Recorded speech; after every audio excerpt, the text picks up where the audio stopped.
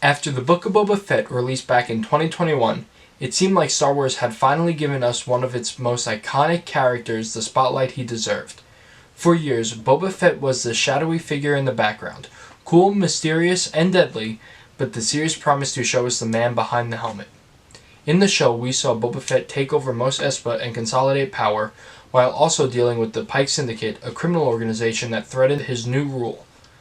On top of that, the series dove into his past, showing how he survived the infamous Sarlacc pit and found a kind of belonging among the Tusken Raiders.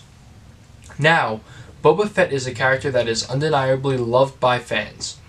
He's one of the most popular figures in Star Wars history, and yet, since the release of the show, it feels like the franchise has largely forgotten about him.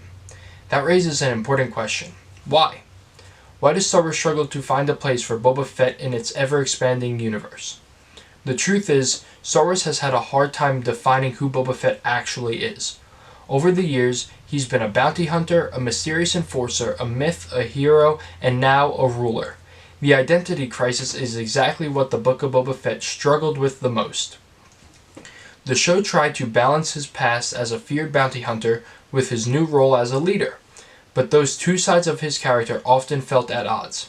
And that's the problem.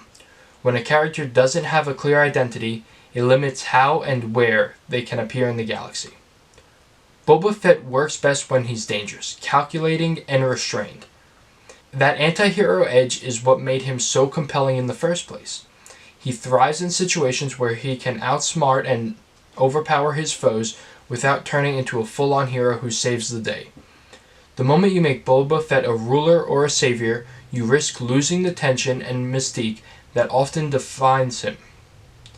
He doesn't need a throne to be interesting. He needs a purpose, a reason to step into the story in a way that feels authentic to his character.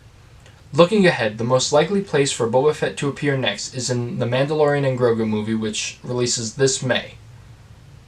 It feels fitting because it returns him to the setting where his skills as a bounty hunter and his moral complexity can really shine.